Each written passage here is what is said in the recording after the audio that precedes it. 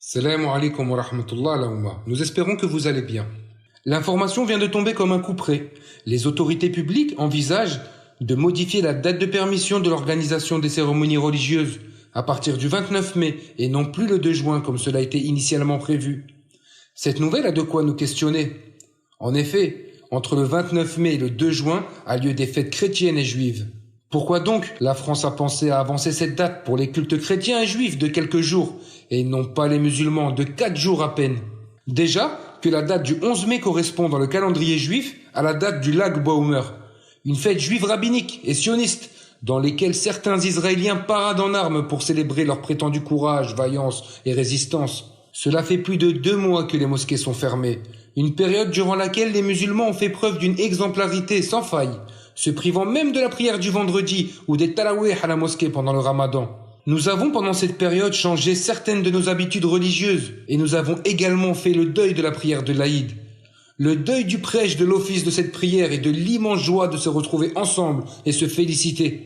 La Grande Mosquée de Paris, dans un communiqué, a annoncé songer à porter plainte et à faire recours au droit pour permettre aux musulmans d'être sur le même pied d'égalité.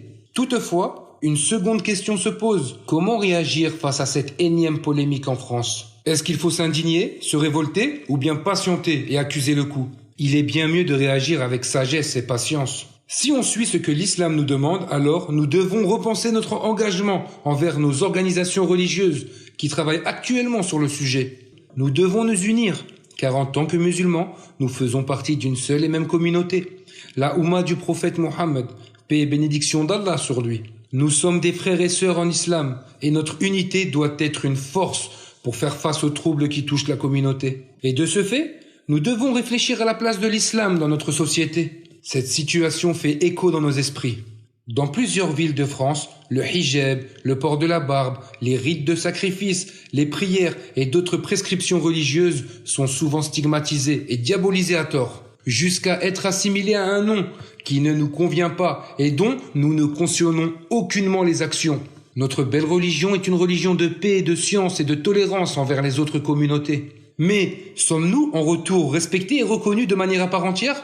Comment vivre alors convenablement notre religion sous ce triste constat? Est-ce utopique d'imaginer une société où manger halal est facile, où faire la prière à l'heure à la mosquée est naturel, où étudier avec le voile, où trouver facilement un travail pour une femme l'est tout autant? Où la science religieuse est autant accessible que toute autre science? Une société où on serait libre de développer sa spiritualité à son rythme et sans crainte, et où l'éducation et le travail seraient en accord avec nos préceptes religieux, et ainsi vivre notre religion comme on l'entend. Un rêve inaccessible pourrions-nous penser, et pourtant Allah, exalté soit-il, a dit dans le noble Coran, « La terre n'est-elle pas assez vaste pour vous permettre d'immigrer ?»